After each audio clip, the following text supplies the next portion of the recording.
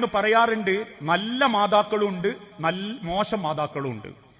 മക്കളുടെ എല്ലാ കൊള്ളരുതായ്മക്കും കൂടെ നിൽക്കുന്ന ചിലന്മാരുണ്ട്. ഈ പ്രേമം പോലെ തോന്നിയാസ കളികള്, വൃത്തികേടുകള്, ആഘോഷങ്ങൾക്കുള്ള വസ്ത്രധാരണങ്ങള്. ബാപ്പ പറയും, മോളെ നമുക്കത് പറ്റൂല എന്ന് പറഞ്ഞാൽ ഉമ്മ പറയും, നിങ്ങളൊന്നും ഉണ്ടാക്കിയേ, കുട്ടികളൊന്നും ചെയ്യാനേ ചെയ്യട്ടെ.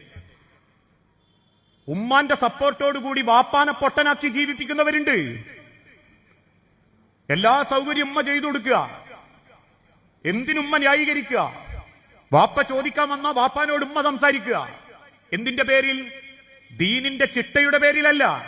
അള്ളാനെ മറന്ന്. ഈ അടുത്ത ദിവസം ഒരു കുടുംബത്തിലുള്ള ഒരു പെൺകുട്ടി നാട്ടുകാരെ കൊണ്ട് പറയിപ്പിക്കുന്നുണ്ട് എന്ന് കേട്ടപ്പം വീട്ടിൽ ചെന്ന് മകളെ ക്വസ്റ്റ്യൻ ചെയ്ത്, മോളെ അത് ശരിയല്ലട്ടോ, അത് പാടില്ലട്ടോ എന്നൊക്കെ പറയുമ്പോഴേക്കും ഉമ്മ മറഞ്ഞു നിന്നിട്ടോളോട് പറഞ്ഞു, വാപ്പ അങ്ങനെ എന്തെങ്കിലുമൊക്കെ കളകളാന്ന് പറയും, ഈ പോയിക്കോ മോളെ എന്ന് പറയും.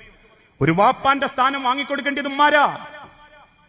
മക്കളെ, വാപ്പാന്റെ ആയുസ് കൊണ്ട് അങ്ങൾ ജീവിക്കുന്നതെന്ന് പറഞ്ഞു കൊടുക്കണം. വാപ്പാന്റെ നെഞ്ചിന്റെ മിടിപ്പങ്ങളെ ഫലം എന്ന് പറഞ്ഞു കൊടുക്കണം. അല്ലേ?